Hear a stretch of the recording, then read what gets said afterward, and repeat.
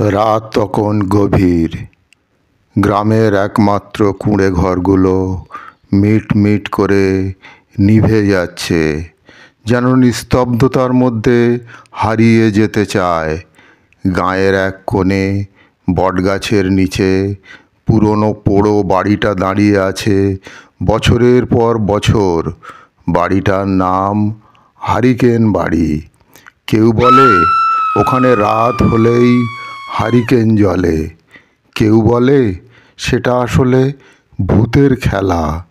লোকজন দিনের বেলায়ও বাড়িটার ধারে কাছে যায় না।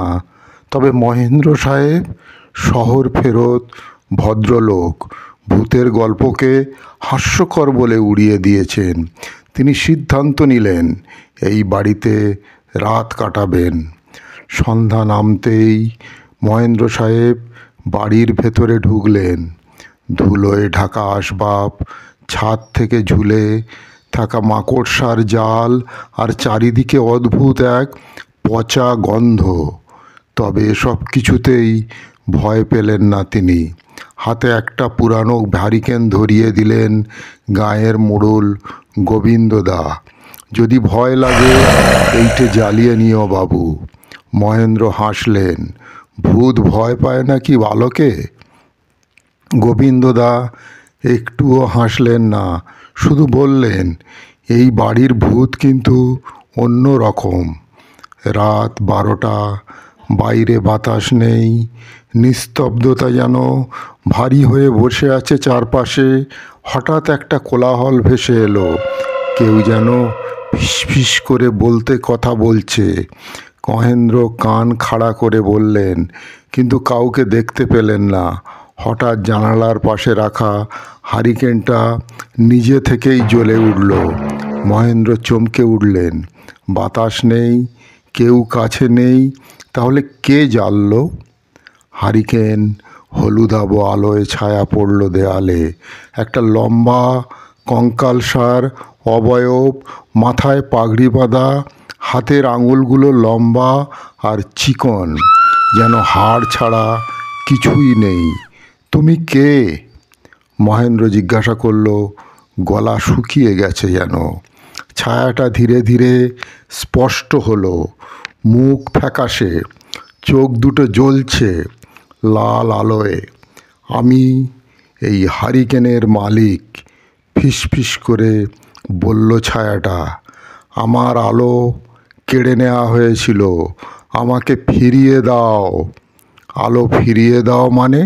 মহেন্দ্র কাঁপতে বললেন। ছায়াটা এক ঝটকায় মহেন্দ্রর সামনে চলে এলো। চারিদিকে হারিকেনের আলো বেড়ে গেল। এক ঝলক আলোয় পুরো ঘর ভেসে উঠল।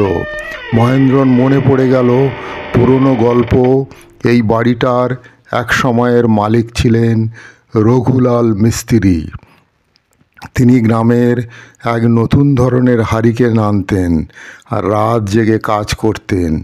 একদিন আগুন লেগে বাড়ি পুড়ে যায়, তিনিও মারা যান। তারপর থেকে শোনা যায় রাত হলেই হারিকেন আপনা আপনি জ্বলে ওঠে। মহেন্দ্র জানতেন ভূতের গল্পে বিশ্বাস না করলেও কিছু নিয়ম মানতেই হয়। তিনি ধীর পায়ে হারিকেনের কাছে গেলেন আর ফুঁ দিয়ে নিভিয়ে দিলেন আলোটা। এক মুহূর্তের নিস্তব্ধতা।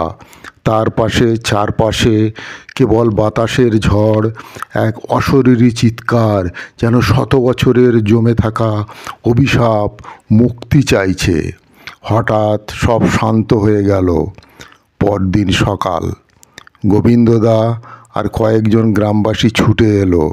দেখল মহেন্দ্র সাহেব দরজার সামনে অজ্ঞান হয়ে পড়ে আছেন, হাতে নিভে যাওয়া হারিকেন। আর আশ্চর্যের বিষয়, সেই রাতে গ্রামে কোনো হারিকেন আলো জ্বলেনি। হয়তো রঘুলাল এবার মুক্তি পেয়েছে, ফিসফিস করে বলল গোবিন্দদা। মহেন্দ্র ধীরে ধীরে উঠে বসলেন।